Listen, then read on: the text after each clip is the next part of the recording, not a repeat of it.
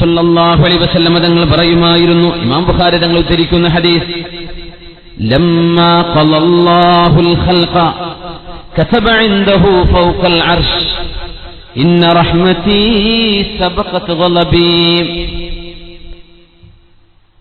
അല്ലാഹു സൃഷ്ടികളെ പടച്ചപ്പോ അർശിന്റെ മീതെ അല്ലാഹു രേഖപ്പെടുത്തി, ഇന്ന റഹ്മതീ സബഖത് ഗളബി, എന്റെ കാരുണ്യം എന്റെ കോപത്തെ മറികടന്നിരിക്കുന്നു, എന്റെ കോപത്തെക്കാളും എന്റെ റഹ്മത്ത് മുൻകടന്നിരിക്കുന്നുവെന്ന് അർശിന്റെ മുകളിൽ എഴുതിവെച്ച കാരുണ്യവാനാണ് അല്ലാഹു. സൃഷ്ടികളെ പടക്കുമ്പോൾ തന്നെ ഞാൻ അവർക്ക് റഹ്മത്താണ് കൊടുക്കാൻ പോകുന്നത് എന്ന് അല്ലാഹു തആല രേഖപ്പെടുത്തി വെച്ചിരിക്കുകയാണ്. അബൂ ഹുറൈറ റളിയല്ലാഹു അൻഹു ഉദ്ധരിക്കുന്ന ഹദീസ് സ്വഹീഹ് മുസ്ലിമിൽ കാണാം. അല്ലാഹു ഉദ്ധരിക്കുകയാണ്, ഫീമാ യഹ്കി അൻ റബ്ബിഹി അസ്സ വജല്ല, ഖുദ്സിയായ ഹദീസ് എന്ന് പറയും.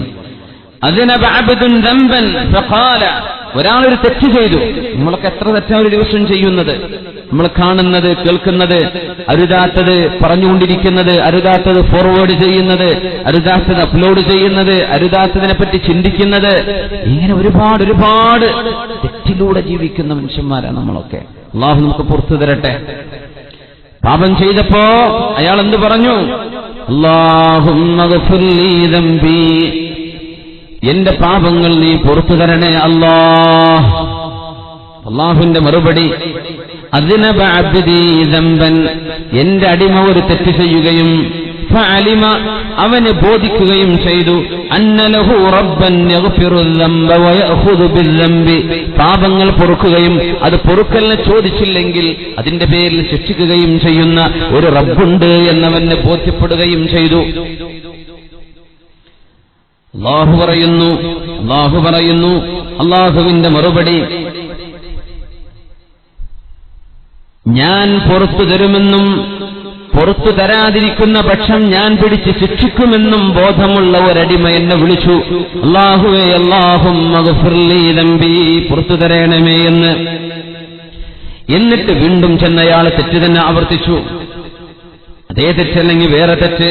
എന്നിട്ട് അയാൾ പറഞ്ഞു, അല്ലാഹുവേ റബ്ബി ഗ്ഫിർ ലീ ദംബി, എന്റെ പാപങ്ങൾ പുറത്തു തരണമേ.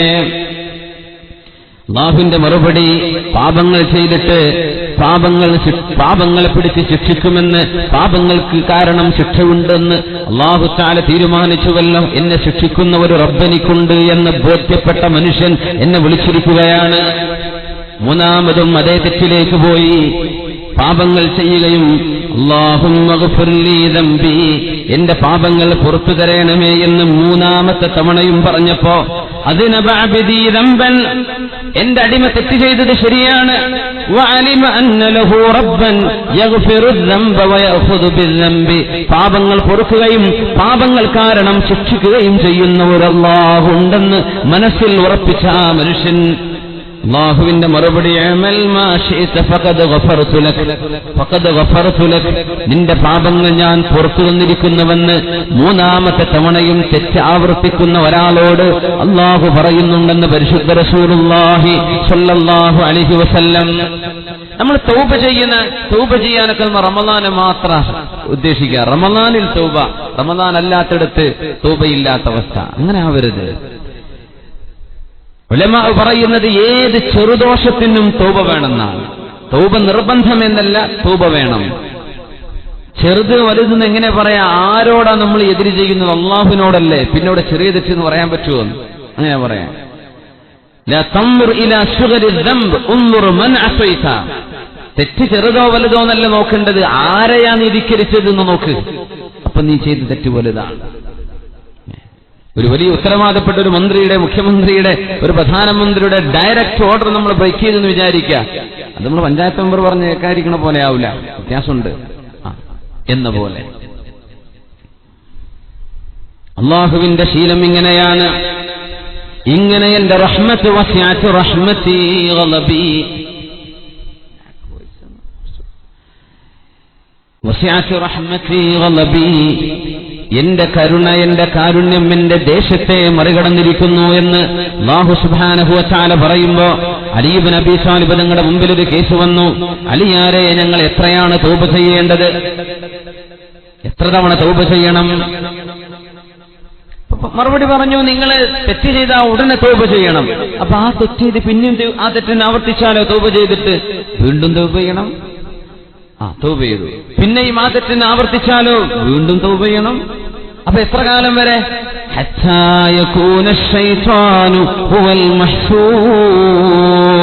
പിശാചിന് തോന്നണം ഇവന്റെ കൂടെ കൂടിയിട്ട് കാര്യമില്ല, തെറ്റ് ചെയ്താൽ ഉടനെ അവൻ തൗബ ചെയ്തേക്കും. അങ്ങനെ പിശാച് നിരാശനായി മടങ്ങുന്നവരെ തിന്മകൾ ആവർത്തിക്കും തോറും തൗബ നിങ്ങൾ പുതുക്കിക്കൊണ്ടിരിക്കണമെന്ന് ഇമാമുന അലി ഇബ്നു അബീ ത്വാലിബ് റളിയല്ലാഹു അൻഹു. നമുക്ക് തെറ്റ് ചെയ്യുന്നവരാ, പാപങ്ങൾ ചെയ്തുകൊണ്ടിരിക്കുമ്പോ തൗബയെ പുതുക്കിക്കൊണ്ടിരിക്കും. തൗബ എന്ന് പറഞ്ഞാൽ എന്താ? അല്ലാഹുവേ പോയിട്ടുണ്ട് റബ്ബേ, മാഫ് തരണം അല്ലാഹുവേ, നീ എന്നെ ശിക്ഷിക്കരുതേ അല്ലാഹ്. ഈ തെറ്റ് നീ എനിക്ക് പുറത്തു തന്നില്ലെങ്കിൽ അതിന്റെ തത്തുല്യമായ കാലാവധി നിന്റെ നരകത്തിൽ ഞാൻ കയറി കിടക്കേണ്ടവനാണ്. അല്ലാഹുവേ മാഫ് തരണം, ഞാനിത് ചെയ്തേക്കില്ല പടച്ചവനെ എന്ന് മനസ്സുകൊണ്ട് ഉറപ്പിച്ചു പറയണം. തൗബ ചെയ്യുമ്പോൾ തന്നെ ചാൻസിട്ട് ഞാൻ പിന്നെയും ചെയ്യും, അതല്ല തൗബ. ഉറപ്പിച്ചേക്കണം മനസ്സുകൊണ്ട്, ഞാൻ ചെയ്യൂല പടച്ചവനെ, ചെയ്യൂല. അങ്ങനെയെങ്കിൽ അല്ലാഹു കാരുണ്യവാനാണെന്ന് മനസ്സിലാക്കാൻ പറ്റും.